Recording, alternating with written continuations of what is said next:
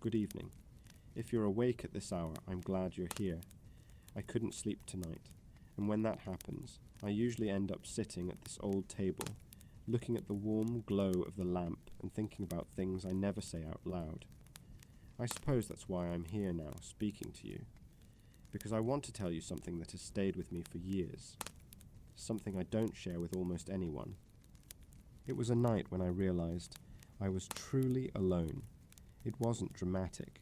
There were no arguments, no goodbyes, no explosive ending. Sometimes loneliness doesn't arrive like a storm. Sometimes it arrives like a whisper. And that night, I heard it. I remember coming home late from work. Another long day, the kind that makes you feel like you're walking on autopilot, without a soul behind your steps. I opened the door to my apartment, and the first thing I found was silence. That particular silence. The heavy kind. The kind you can't share with anyone. I placed my keys on the table, hung my jacket, and made myself something quick to eat. Nothing special. Just the usual thing you cook when you no longer cook for two. And while the food warmed in the microwave, I realized something strange. There was no one I could tell about my day. No one to say, I'm home. No one to say, I'm glad you're back. It was such a small thing, a detail you normally ignore.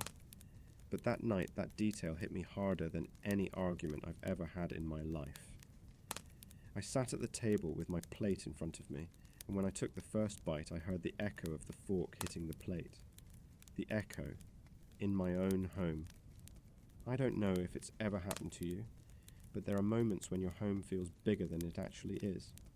As if the walls pull away, as if the ceiling lifts, as if everything steps back and leaves you there, exposed, standing right in the center of your own life.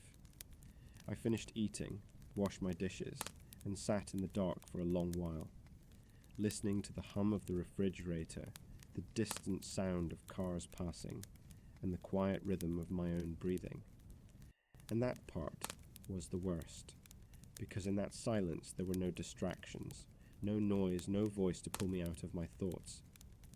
And right there, with the lights off and my hands clasped together, I realized I had spent years getting used to being around people, without ever really being with anyone. Sometimes you have people near you, but no one to share the weight of the day with. No one to look you in the eyes and ask, "Are you okay?"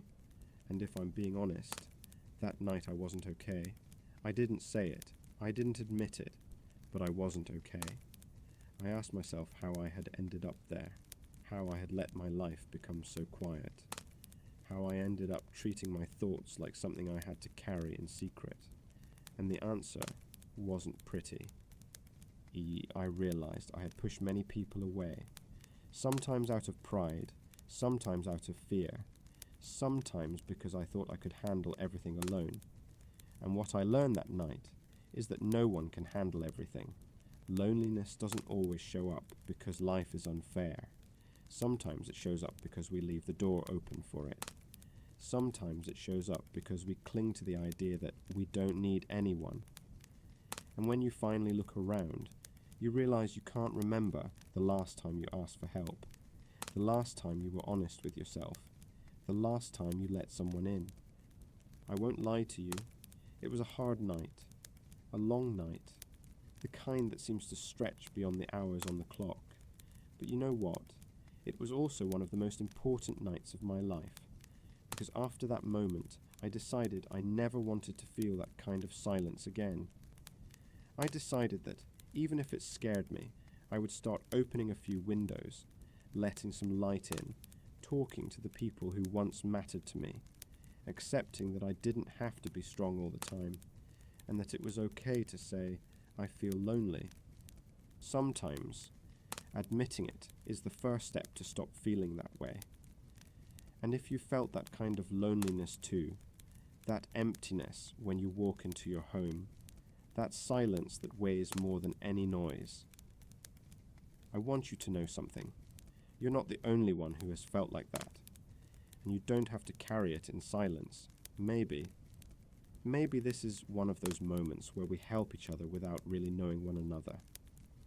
You listen to me, and for a little while, I keep you company, even if it's just for tonight. Thank you for staying with me until now. Whatever you're going through, I hope your night feels a little lighter. Rest well. I'm going to try to do the same.